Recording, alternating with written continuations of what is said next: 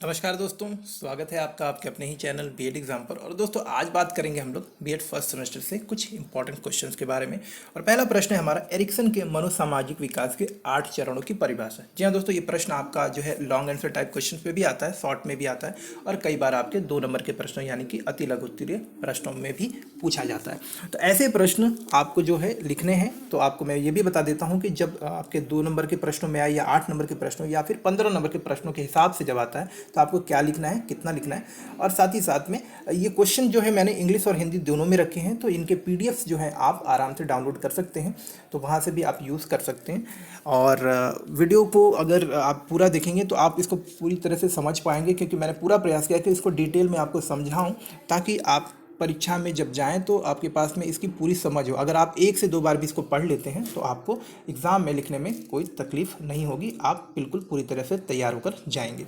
तो आइए देखते हैं और समझने का प्रयास करते हैं कि एरिक्सन द्वारा जो मनोसामाजिक विकास के 8 चरण दिए गए थे वो क्या है और किस प्रकार से हमारे मनोसामाजिक विकास के जो प्रक्रिया होती है उसको प्रभावित करते हैं। तो चलिए पहला प्रश्न, पहला जो हम लोग क्वेश्चन को समझने का प्रयास करते हैं। अब अगर आपके 2 नंबर के क्वेश्चन में आ जाए दोस्तों, तो आपको क्या करना है, ये जो क्वेश्चन पूछा जाता है कि मान के चलिए आपसे पूछा जाए कि एरिक्सन के मनोसामाजिक विकास के 8 चरणों को बताएं, तो आपको सिर्फ करना क्या है कि ये जो 8 चरण और उनके मनोसामाजिक विशेषताएं मात्र उनको लिखना है। यानी कि क्या करना है आपको, ये जो 2 कॉलम होता है, आपको मैं बताऊं यहाँ से यहाँ तक ये 2 कॉलम सिर्फ आपको इन दोनों को लिख देना है, ये वाला कॉलम और ये दोनों। यानी कि आपको लिखना होगा कि शैशव अवस्था जो कि 0 से 1 वर्ष तक चलती है, इस अवस्था की मुख्य विशेषता क्या है, विश्वास बनाम अविश्वास।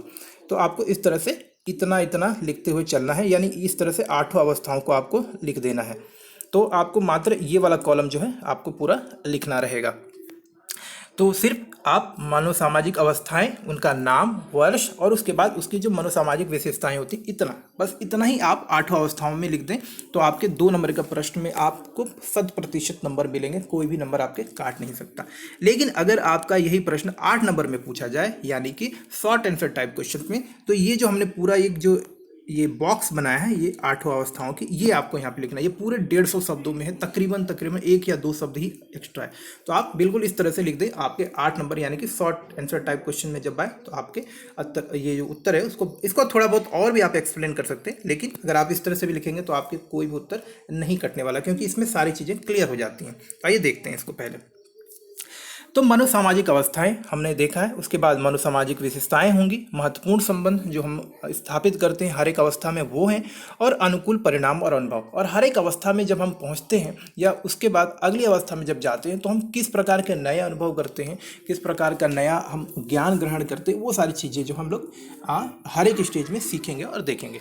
तो चलिए पहले हम लोग शॉर्ट आंसर टाइप के हिसाब से पहले प्रश्न को देख लेते हैं कि मनोसामाजिक अवस्थाएं। तो पहले जो स्टेज होती है, आपने देखा होगा कि एरिक्सन ने जो 8 चरणों में विभक्त किया है, आपको बांटा है, पूरा डिवाइड किया हुआ है, वो आपको जो है समझना है। तो पहला स्टेज होता है शैशव अवस्था, यानी कि जन्म से लेकर 1 वर्ष की आयु। इस अवस्था में जो मनोसामाजिक विशेषताएं होती है वो क्या होता है, विश्वास बनाम अविश्वास। और इस अवस्था में बच्चा जो है अपना जो मुख्य संबंध स्थापित करता है, या जो मुख्य संबंधी होते हैं उसके, जिसके साथ वो मुख्य रूप से संबंध में होता है, वो उसकी माता होती है। क्योंकि माता एक केयर टेकर के रूप में, एक देखभाल करने वाले के रूप में बच्चे का पूरा ख्याल रखती है। तो बच्चे को माता के साथ में जो है अच्छा अनुभव होता है और वो माता के साथ में जुड़ा होता है। तो पहला जो संबंध स्थापित होता है बच्चे का, वो अपनी माता के संबंध, और माता के माध्यम से ही बच्चे को संसार के प्रति विश्वास और संसार एक अच्छा और सुरक्षित स्थान महसूस होने लगता है। तो इस अवस्था के जो अनुकूल परिणाम और अनुभव होते हैं वो क्या होते हैं, आनंद का आभास होता है, सुरक्षा और विश्वास का आभास होता है कि ये जो दुनिया है अच्छी है, हमारे रहने योग्य है, यहाँ पर मैं सुरक्षित हूँ। दूसरी अवस्था है बाल्यावस्था की, यानी कि 1 से लेकर 3 वर्ष की। इस अवस्था की जो खासियत है, विशेषता है कि इस अवस्था में स्वायत्तता बनाम शर्म और संदेह की अवस्था, यानी कि इस समस्या से हम जूझते हैं, ये समस्या हमारे सामने होती है, यानी बच्चे के रूप में। इस अवस्था में जैसे कि आप देख रहे हैं 1 से 3 वर्ष की आयु, तो यहाँ पर हम अपनी माता के अलावा अपने माता पिता, भाई बहनों के साथ में भी जुड़ना शुरू कर देते हैं। इस अवस्था में हम धीरे धीरे आत्मनियंत्रण और अच्छा इच्छा शक्ति, यानी कि जो हमारे बोलते हैं ना सेल्फ डिपेंडेंसी, ठीक है, और अपनी एक्सपेक्टेशंस को लोगों के सामने रखना प्रस्तुत करते हैं। उदाहरण के लिए, जैसे कि आपको कोई चीज़ पसंद है, कि बच्चे के रूप में आपको कोई खिलौना पसंद है या कोई भोजन आपको पसंद है, तो आप उसको प्राप्त करने के लिए रोते हैं या फिर अपने बड़ों से उसको देने का आग्रह करते हैं, क्योंकि इस समय बोल नहीं पाते तो अनेक कई तरह के क्रिया करते हैं और बच्चे जो है अपने बड़ों को उसको उपलब्ध कराने के लिए बाध्य करते हैं। तीसरी स्टेज होती है पूर्व स्कूली, जो कि 3 से 5 वर्ष की होती है। इस अवस्था में पहल बनाम अपराध बोध। इस अवस्था में जो विशेषता होती है, मनोसामाजिक विशेषता, वो क्या होती है? पहल। हम कुछ चीज़ें करना तो चाहते हैं लेकिन डरते हैं कि कहीं ये गलत ना हो जाए, कहीं सही ना हो जाए, करना है तो कैसे करना है, इस तरह का आपके अंदर में कॉन्सेप्ट होता है। मुख्य संबंधी जो हमारे होते हैं वो इस समय में क्या होते हैं? हमारे परिवार के सदस्य, तो हमारे फैमिली मेंबर्स जो है हमारे मुख्य रिलेटिव बनते हैं। इस अवस्था में जो होता है 3 से 5 वर्ष की अवस्था में हम जो है दूसरे के निर्देशों का पालन करना सीखते हैं, कुछ नियम को अनुकरण करना शुरू कर देते हैं और हम चीज़ों को कुछ उद्देश्य के साथ करते हैं। बच्चा अगर किसी काम को कर रहा है तो उसके पीछे उसका उद्देश्य होगा कि उसको खेलना चाहता है, या कुछ मिट्टी से खेल रहा है तो उससे वो घर बनाना चाहता है। तो कुछ जो भी काम करते हैं कुछ न कुछ उद्देश्य के साथ काम करता है। इसके बाद अगली जो अवस्था होती है प्रारंभिक स्कूल की अवस्था, जो कि 6 से लेकर 13 वर्ष की अवस्था तक होती है। इसमें होती है परिश्रम बनाम हीनता, आस पड़ोस विद्यालय। अब देखिए, परिश्रम बनाम हीनता मतलब कि काम करना चाहते हैं हम लोग, बहुत सारा काम करना चाहते हैं लेकिन डरते हैं कि लोग क्या कहेंगे। कई बार माता पिता आपको पूरा सहयोग भी नहीं देते, तो इस तरह की चीज़ें होती हैं जिसमें आपको हीनता की भावना आती है। अगर आपको प्रोत्साहन मिलता है तो आप और ज़्यादा परिश्रम करते हैं और ज़्यादा उत्साहित होकर कामों को करते हैं, लेकिन अगर आपके घर वालों का, आस पड़ोस के लोगों का आपको सहयोग नहीं मिलता तो इस अवस्था में आपके अंदर हीनता का और आत्मग्लानि, और आप कहें तो डीमोटिवेटेड हो जाते हैं। तो इस अवस्था के जो मुख्य रिश्तेदारी है, या जो आप बोल सकते हैं मुख्य रिलेशनशिप जो हम लोग बिल्ड करते हैं, वो अपने परिवार वालों के साथ आस पड़ोस में दोस्त बनाना शुरू करते हैं, आसपास के लोगों के साथ भी हम मिलना जुलना शुरू कर देते हैं। इस अवस्था में कार्य करने की काबिलियत का विकास होता है। जी हाँ दोस्तों, अब देखते हैं अगली अवस्था। अगली अवस्था है किशोरावस्था, जो कि 13 वर्ष से लेकर आपकी 18 वर्ष की आयु तक। ये देखिए हम लोग टीनेज में गुजरा, और ये इसके ऊपर आपको प्रश्न आता है कि किशोरावस्था जो है, आपको बोलते हैं कि इतना जो है आप क्रिटिकल एज क्यों होता है, इसके ऊपर बहुत प्रश्न आता है आपका। बिल्कुल इस स्टेज को हम लोग और आगे चल के क्वेश्चन को लेंगे तो बहुत इंपॉर्टेंट होता है। ये जो स्टेज होती है बच्चे के मानसिक रूप से बहुत ही उथल पुथल करने वाली स्टेज होती है। बच्चा मानसिक रूप से, शारीरिक रूप से उसके अंदर बहुत सारे बदलाव होते हैं। तो अस्तित्व यानी कि अपनी पहचान के लिए वो संघर्ष करता है, और अपनी भूमिका कि उसका वो कौन है, वो किस लिए है, वो क्या कर सकता है, इस तरह की समस्याओं का समाधान करता है। साथ ही साथ वो क्या योगदान कर सकता है, इन सारी चीज़ों में वो कंफ्यूज रहता है बच्चा इस अवस्था में, टीनेज में 13 से लेकर 18 वर्ष की उम्र तक। तो इस अवस्था में उसे क्या लगता है कि वो अपने समान समूह यानी कि अपने दोस्तों के साथ खेलना, उनके साथ ग्रुप बनाकर खेलना, ग्रुप एक्टिविटीज़ करना, इसमें वो ज़्यादा भाग लेता है और ऐसे लोगों के साथ में ही वो ज़्यादा जुड़ जाता है। तो इस उम्र में आपके समान समूह के साथ में जो है हमारा ज़्यादा समय बीतता है और उनके साथ में हम जो है मुख्य रूप से जुड़ जाते हैं। इस अवस्था में समर्पण, उत्साह और निष्ठा की भावना विकसित होती है, अर्थात कि हम अपने ग्रुप के प्रति ज़्यादा समर्पित होने लगते हैं, उनको ज़्यादा ध्यान देते हैं, उनकी बातों को मानते हैं, उनके नियमों को भी हम लोग फॉलो करते हैं। तो इस तरह की कुछ चीज़ें हमारे अंदर विकसित होने लगती है। अगली अवस्था जो छठी अवस्था है वो होती है प्रारंभिक वयस्कता, यानी कि 20 से लेकर 40 वर्ष की आयु।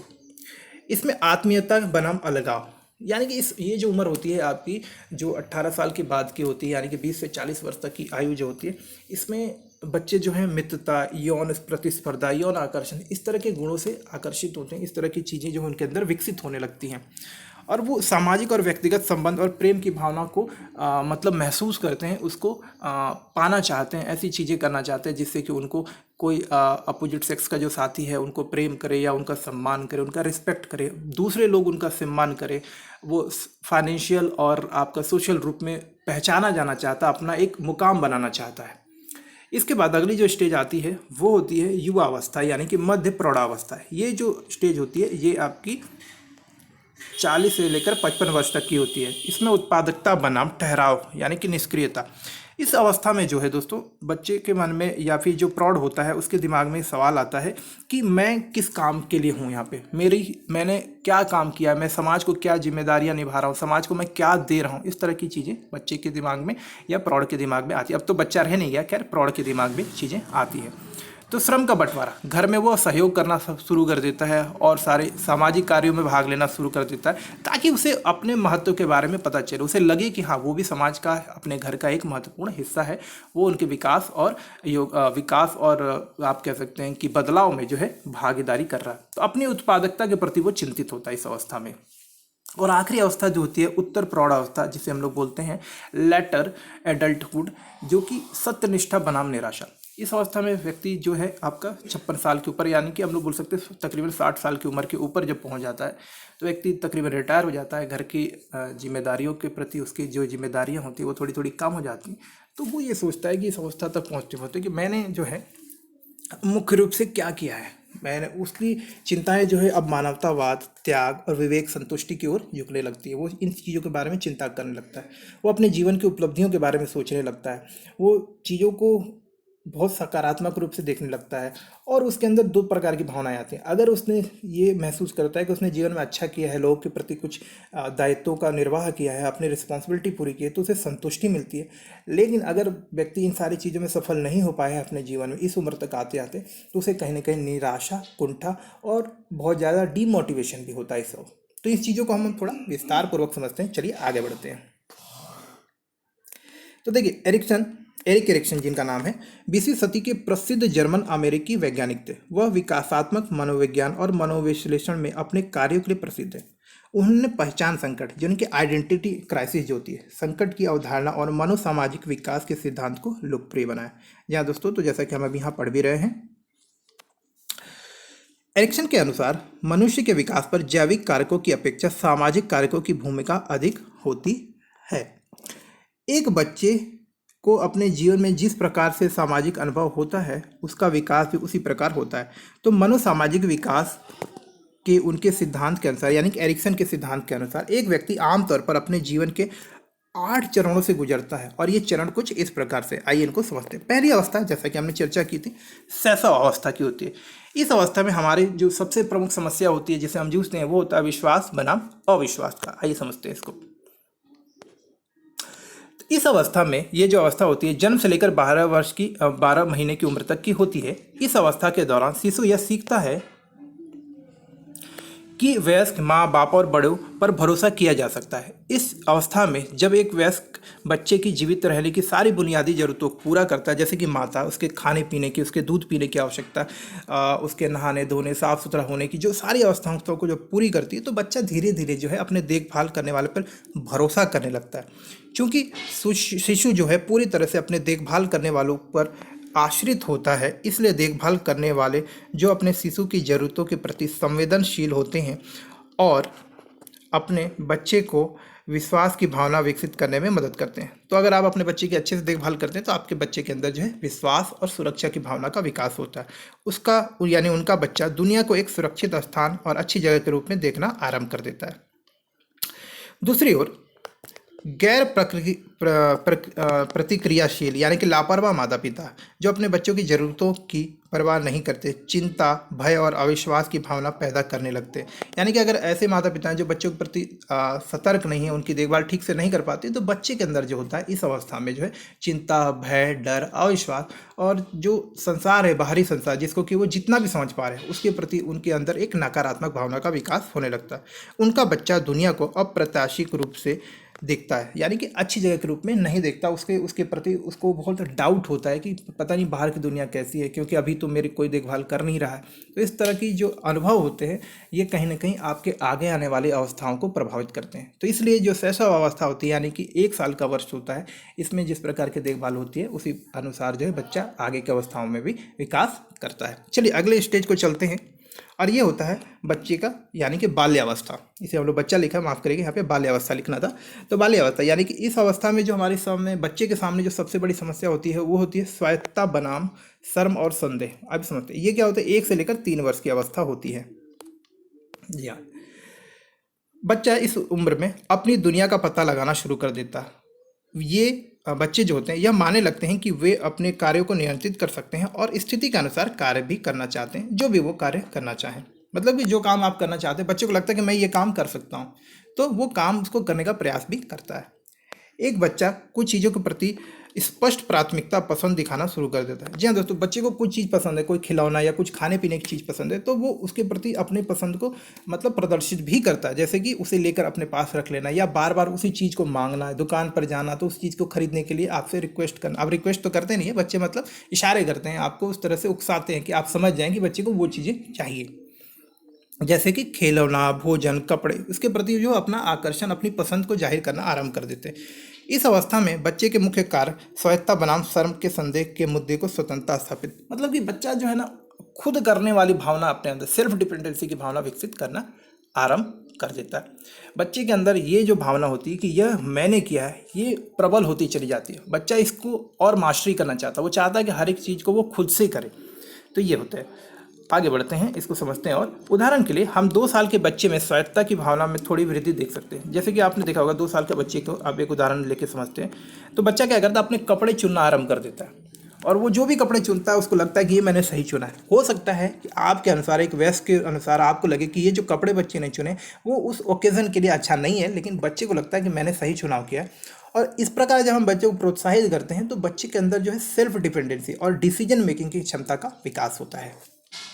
यदि बच्चे को उसके अनुसार काम नहीं करने दिया जाता है तो बच्चे को लगता है कि यार क्या मैं सही कर रहा हूँ। उसके अंदर जो है, आप जो हमने पढ़ा ना आपको कि इस अवस्था में बच्चे के अंदर, ये देखिए हमने पढ़ा ना शर्म और संदेह, तो इस अवस्था में बच्चे के अंदर जो है, अगर हम उनको सही मौके नहीं देते, उनके डिसीजंस को मानते नहीं हैं, उनके चुनाव को हम लोग स्वीकार नहीं करते, तो उसके अंदर कहीं ना कहीं संदेह और शर्म की भावना आने लगती है कि यार ये काम मैं ठीक नहीं कर रहा। तो आगे से वो ऐसा काम करने से संकोच करते हैं और घबराते और डरते हैं। तो हर एक स्टेज का अपना एक महत्व होता है, और किसी भी स्टेज में अगर सही प्रकार से विकास ना हो तो वो अगली स्टेज में बच्चे के विकास को प्रभावित करता है। चलिए अब अगला स्टेज देखते हैं, स्टेज नंबर 3, जो कि है पहल बनाम अपराध बोध, यानी कि पूर्व स्कूली वर्ष, ये जो 3 से 5 वर्ष का होता है। तो यहाँ पे जब एक बार बच्चे पूर्व स्कूली अवस्था यानी कि 3 से 5 वर्ष की उम्र तक, 6 वर्ष की उम्र तक पहुंच जाते हैं, तो वे सामाजिक संवाद, बातचीत और खेल के माध्यम से गतिविधियों को शुरू करने लगते हैं और अपनी दुनिया पर नियंत्रण स्थापित करने में सक्षम हो जाए। यानी कि इस अवस्था में बच्चा जो है, आप देखेंगे कि अपने आसपास के लोगों के साथ बातचीत करना शुरू कर देता है, माता पिता से बात करता है, अपने दोस्तों से बात करना शुरू कर देता है। साथ ही साथ बहुत अलग अलग तरह के खेल खेलना शुरू कर देता है। साथ ही साथ वो, उसको ऐसा लगता है और कोशिश भी करता है कि वो आसपास की चीज़ों को अपने अनुसार नियंत्रित और अपने हिसाब से वो उनको कर पा रहा है। एक पूर्व स्कूली बच्चे को जो मुख्य कार्य करना होता है वह है पहल बनाम अपराध बोध के मुद्दे को सुलझाना। यानी कि इस अवस्था में ये बड़ी समस्या होती है कि मैं ये काम करूं कि नहीं करूं, और अगर करूंगा तो कहीं गलत तो नहीं होगा। देखते हैं, दूसरे के साथ बातचीत करके हुए योजना बनाना और लक्ष्य हासिल करना सीख कर पूर्व स्कूली बच्चे इस कार्य में महारत हासिल करते हैं। मतलब कि अपराध बोध ना हो, मतलब कि इस जो अवस्था की जो समस्या होती है ना कि हमें ये काम करूं कि नहीं करूं, तो इस काम को करने के लिए वो अलग अलग तरीके से योजनाएं बनाते हैं, लोगों के साथ मिलकर काम करते हैं ताकि जो चीज़ वो करना चाह रहे हैं उसमें उनको सफलता मिले। पहल करना, महत्वाकांक्षी और जिम्मेदारी की भावना विकसित होती है जब माता पिता उनके बच्चों को उसकी क्षमताओं और सामर्थ्य की सीमा के बाहर के कार्य करने की अनुमति देते हैं या उनको प्रोत्साहित करते हैं। मतलब आपको लगे कि अगर आपका बच्चा ये काम नहीं कर पाता, लेकिन अगर फिर भी आप अपने बच्चे को उसके लिए प्रोत्साहित करते हैं कि हाँ ये करो, हो सकता है तुमसे हो जाए, इस तरह से जब प्रोत्साहन मिलता है तो बच्चे के अंदर पहल की भावना, इनिशिएट करने की भावना जो है विकसित होती है। लेकिन वहीं अगर आप एक माता पिता के रूप में अपने बच्चे को कार्य को करने के लिए प्रोत्साहित नहीं करते हैं, अगर वो कोई कार्य करना चाहता है आप उसमें रोक टोक करते हैं, मना करते हैं, तो बच्चे के अंदर आत्मविश्वास की कमी होती है, उसके अंदर हीनता की भावना आती है, वो इस बात में मतलब पहल करने से पीछे हटने लगता है, वो जो है शर्म करने लगता है, अपनी क्षमताओं के ऊपर संदेह करने लगता है। तो जो लोग इस स्तर पर असफल होते हैं या फिर जिन बच्चों के अंदर असफलता की भावना, उनको माता पिता पूरा मौका नहीं देते, प्रोत्साहित नहीं करते, तो ऐसे बच्चों में जो है आप देखेंगे अपराध बोध की भावना विकसित होने लगती है। मतलब उनको लगता है कि मैं यार किसी काम का ही नहीं हूँ, मैं तो शायद ये काम कर भी नहीं पाऊंगा कभी। इस तरह की भावनाएं, नकारात्मक भावनाएं विकसित होने लगती हैं। प्रारंभिक स्कूल, इस अवस्था को समझते हैं। देखिए प्रारंभिक स्कूल की अवस्था ये जो है आपकी, ये जो है हमारी अवस्था 6 से लेकर 13 वर्ष की आयु तक होती है। परिश्रम बनाम हीनता, प्राथमिक विद्यालय स्तर, ये जो 6 से 13 वर्ष की अवस्था होती है, इस दौरान बच्चों में परिश्रम बनाम हीनता की समस्या का मतलब आप समझते हैं। परिश्रम बनाम हीनता, बच्चे अपने साथियों, दोस्तों बनाम भाई बहनों से अपनी तुलना कर यह देखने लगते हैं कि वह जीवन में कैसा करें। मतलब इस अवस्था में जो 6 से 13 साल की उम्र होती है, इसमें बच्चे ना जो भी काम करते हैं उसको दूसरे के साथ कंपेयर करना शुरू कर देते, तुलना करना शुरू कर देते हैं। वो ये देखते हैं कि मैं जो काम कर रहा हूँ, यही काम मेरे भाई बहन, मेरे दोस्त, मेरे स्कूल के फ्रेंड्स जो हैं वो कैसा कर रहे हैं, क्या मैं उनसे बेहतर कर रहा हूँ, क्या मैं उनसे अच्छे तरीके से कर रहा हूँ। तो ये चीज़ की भावना उनके अंदर धीरे धीरे विकसित होने लगती है, यानी कि वो सुपीरियर, वो अच्छा करने की भावना उनके अंदर विकसित होने लगती है। वे अपने स्कूल के काम, खेल, सामाजिक गतिविधियों और पारिवारिक जीवन में खुद किए गए कामों पर गर्व करना आरंभ कर देते हैं और उसको एक उपलब्धि के रूप में, एक उपलब्धि की भावना के रूप में देखना आरंभ करते हैं। वो या तो हीन और अपर्याप्त महसूस करते हैं क्योंकि उन्हें लगता है कि वो अच्छा काम नहीं कर पाए। ये तब होता है जब उनको ये काम करने के लिए प्रोत्साहित ना किया जाए, ऐसे काम करने में जब वो असफल हो जाते हैं। यदि बच्चे दूसरे के साथ घुलना मिलना नहीं सीखते या घर पर साथियों के साथ नकारात्मक अनुभव रहता है तो वो एक हीन भावना का जो है सामना करते हैं और किशोरावस्था और जो वयस्क अवस्था होती है उसमें भी ये चीज़ें आगे चलकर और बढ़ती चली जाती हैं। तो प्रारंभिक स्कूल की जो अवस्था होती है ये परिश्रम बनाम हीनता, यानी कि किसी काम को करने के लिए उनको प्रोत्साहित भी करती है, और अगर इस अवस्था में पर्याप्त अवसर ना मिले, माता पिता के द्वारा उनको पर्याप्त जो है प्रोत्साहन ना मिले, स्कूल में उनको सही माहौल या प्रोत्साहन ना मिले, तो उनके अंदर एक हीनता की भावना भी आती है जो आगे चलकर टीनेज में, किशोरावस्था में उनके कॉन्फिडेंस को, उनके कार्य करने की क्षमता को, संज्ञानात्मक विकास को प्रभावित करती है। किशोरावस्था, अस्तित्व, पहचान बनाम भूमिका का भ्रम। किशोरावस्था में बच्चे को पहचान बनाना, भूमिका के भ्रम के कार्य का सामना करना पड़ता है कि मेरी क्या पहचान है, मैं क्या कार्य कर सकता हूँ। इस तरह की समस्याओं का समाधान करना पड़ता है, समस्याओं से जूझना पड़ता है। एरिक्सन के अनुसार एक किशोर का मुख्य कार्य स्वयं की भावना को विकसित करना। तो इस अवस्था में मुख्य रूप से जो एक किशोर का कार्य होता है या जो किशोर के सामने समस्या होती है कि वो अपने आप की सेल्फ को ढूंढना चाहता है कि वो क्या है, और इस चीज़ की समस्या के समाधान को, इस क्वेश्चन के आंसर के लिए वो मतलब परेशान होता है इस अवस्था में। किशोर मैं कौन हूँ जैसे सवालों का सामना करता है और मैं अपने जीवन के साथ क्या करना चाहता हूँ। अधिकांश किशोर यह देखने के लिए कई अलग अलग तरीकों से प्रयास करते हैं कि भाई कौन सा समाधान जो है उनकी समस्या, उनके क्वेश्चन को सही उत्तर के रूप में फिट करता है।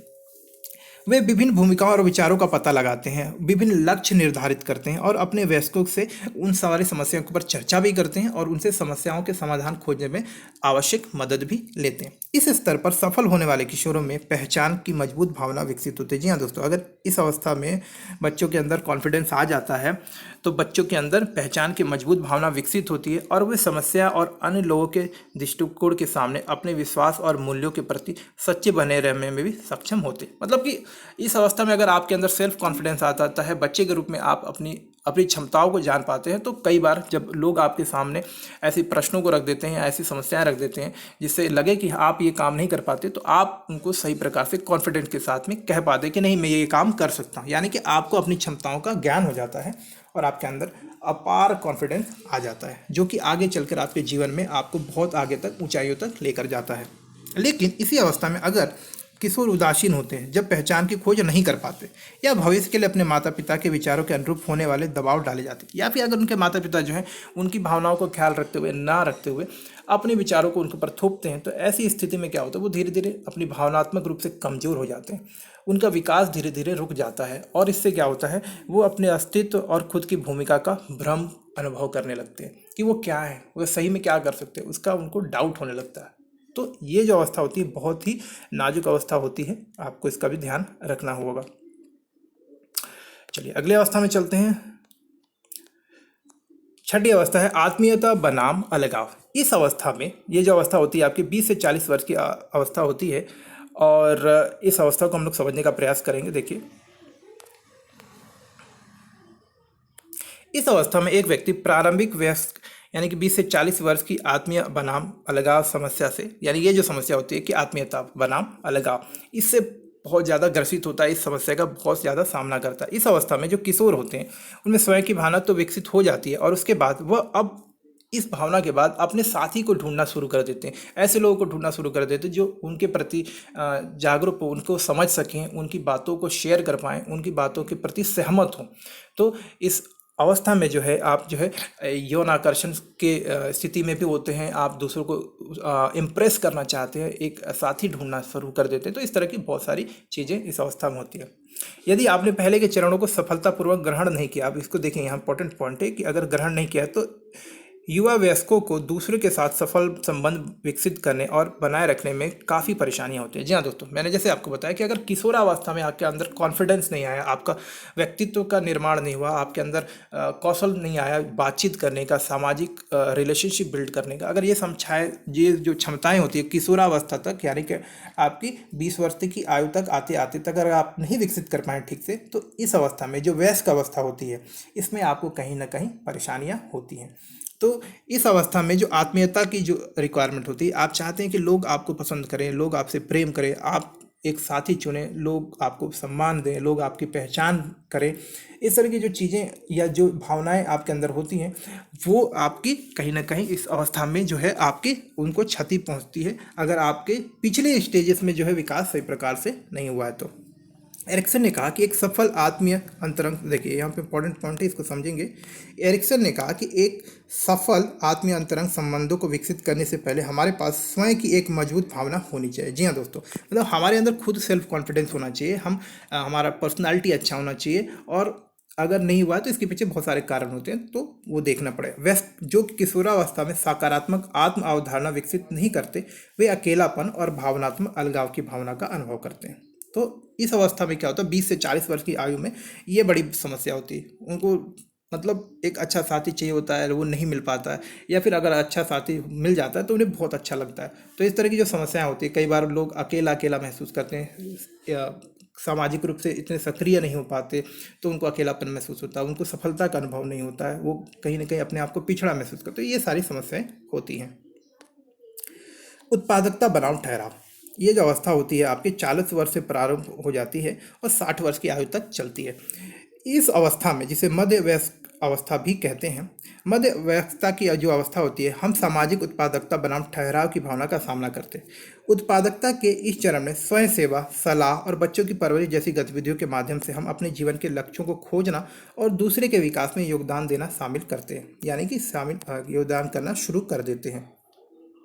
इस चरण के दौरान मध्य आयु वर्ग के वयस्क अगली पीढ़ी के विकास में योगदान देना शुरू करते हैं, और हैं अक्सर बच्चे के जन्म और दूसरे की देखभाल के माध्यम से वे सार्थक उत्पादक कार्य में भी संलग्न होते हैं, जो कि समाज में सकारात्मक योगदान देता है। यदि कोई कार्य यदि कोई कार्य करने में महारत हासिल करने में विफल रहते हैं, जो वयस्क होते हैं, तो वे ठहराव का अनुभव करते हैं। उनको लगता है कि यार वो फेल हो गए, वो शायद ये काम नहीं कर पाएंगे, और वह यह महसूस करते हैं कि वे सार्थक तरीके से दुनिया में अपनी छाप नहीं छोड़ पा रहे। उनका दूसरे के साथ बहुत कम संबंध हो पाता है, वो मतलब धीरे धीरे जो है अंतर्मुखी हो जाते हैं, और उनकी उत्पादकता और आत्म सुधार में बहुत कम रुचि होने लगती है। तो ये सारी चीज़ें प्रभावित करती हैं आपकी इस अवस्था को। तो मतलब इस अवस्था में मुख्य रूप से होता है कि मैंने क्या किया है, मैं क्या कर सकता हूँ, मैंने अभी तक दुनिया में क्या किया है, मैं समाज को क्या दे रहा हूँ, अपने परिवार के लिए मैंने क्या किया। उत्पादकता की चिंता होती है इस अवस्था में आपकी। जो अब आखिरी अवस्था जो होती है, जो कि आप इस बोल सकते हैं, इस अवस्था की शुरुआत जो होती है 60 वर्ष के बाद होती है, और ये जो है आपके जीवन के अंत तक जाती है। हम विकास की इस अवधि को बुढ़ापे के रूप में भी जानते हैं। इस स्तर पर एरिक्सन के अनुसार व्यक्ति के अंदर जो सबसे प्रमुख समस्या होती है, जिसका वो सामना करता है, या जिन भावनाओं का उसके अंदर विकास होता है, वो होता है सत्यनिष्ठा, ईमानदारी बनाम निराशा की सामना। मतलब वो देखता है कि वो अपने जीवन में कितना ईमानदार रहा है, वो चीज़ें वो कितनी अच्छी तरह से कर पाया है, उसने जीवन में क्या उपलब्धि हासिल की है। तो इस तरह की समस्याओं का उसे समाधान करना पड़ता है, समस्या का सामना करना पड़ता है। इस स्तर पर एरिक्सन के अनुसार सत्यनिष्ठा, ईमानदारी बनाम निराशा, ये 3 चीज़ें होती हैं। इस अवस्था में हमारे जीवन को, मतलब ये जो अवस्था है हमारे जीवन को दर्शाती है, या हम दिखलाती है कि हमें कितनी संतुष्टि मिली है अपने जीवन में अभी तक। तो ये अवस्था हमें संतुष्टि की भावना, असफलता की भावना का एहसास कराती है। जो लोग अपनी उपलब्धियों पर गर्व महसूस करते हैं, वे ईमानदारी की भावना का महसूस करते हैं, और वे अपने जीवन को कुछ पछतावे के साथ देखते हैं। हालांकि जो लोग इस स्तर पर सफल नहीं हो पाते, उन्हें ऐसा लगता है कि उनका जीवन बर्बाद हो गया। अर्थात कि इस उम्र तक पहुंचते पहुंचते लोग जब अपना आकलन करते हैं, अपना विश्लेषण करते हैं, तो वो 2 तरह की भावनाओं को से ग्रसित होते हैं। या तो उनको अंदर से बहुत ज़्यादा सफलता का महसूस होता है, उनको लगता है कि उन्होंने जीवन में कुछ अचीव किया है, और उससे उनको एक सकारात्मक फीलिंग आती है, एक सकारात्मक दृष्टिकोण उनका बनता है जीवन के प्रति, जो आगे है, आगे आने वाला जीवन है। लेकिन अगर इसी अवस्था तक लोगों को ऐसा लगे कि उन्होंने जीवन में शायद कुछ ऐसा नहीं किया जो लोगों को प्रभावित कर पाया, या उन्होंने अपने सगे संबंधियों के लिए कुछ ऐसा नहीं किया जो कि कुछ बदलाव ला सके, या फिर समाज में उन्होंने कोई बड़ा योगदान नहीं किया, तो उन्हें असफलता का एहसास होता है, उन्हें असफलता की भावना भावना आती है। तो इस तरह से उनके मन में कुंठा, निराशा, असफलता जैसी चीज़ें जो है घर करने लगती हैं और आगे आने वाले जीवन को वो प्रभावित करती हैं बुरी तरह से। वो थोड़ा निराशाजनक तरीके से अपने आगे आने वाले जीवन को जीते हैं। तो ये 8 चरण जो होते हैं हमारे जीवन को आप देखेंगे कि मतलब निर्धारित करते हैं। इसी तरह से हमारा विकास होता है। तो इस अवस्था में लोग ध्यान केंद्रित करते हैं कि क्या होगा, क्या होना चाहिए और क्या हो सकता था। इस तरह के प्रश्नों का हमें सामना करना पड़ता है आपके आखिरी अवस्था में। तो उम्मीद करता हूं दोस्तों कि ये सारे जो टॉपिक्स है मैंने डिटेल में बताने का प्रयास किया है। आपको थोड़ा लेंथी जरूर हो गया होगा वीडियो, उसके लिए माफ़ी चाहूँगा, लेकिन क्योंकि चीज़ों को सही से समझना बहुत ज़रूरी होता है तो आप इनको अच्छे से समझें। ये नोट्स आपको इंग्लिश और हिंदी दोनों में अवेलेबल है, जो आपको डिस्क्रिप्शन में मिल जाएगा, तो आप वहाँ से इसको डाउनलोड करके यूज़ भी कर सकते हैं। मिलते हैं आगे एक और नए वीडियो के साथ में, तब तक के लिए नमस्कार, धन्यवाद।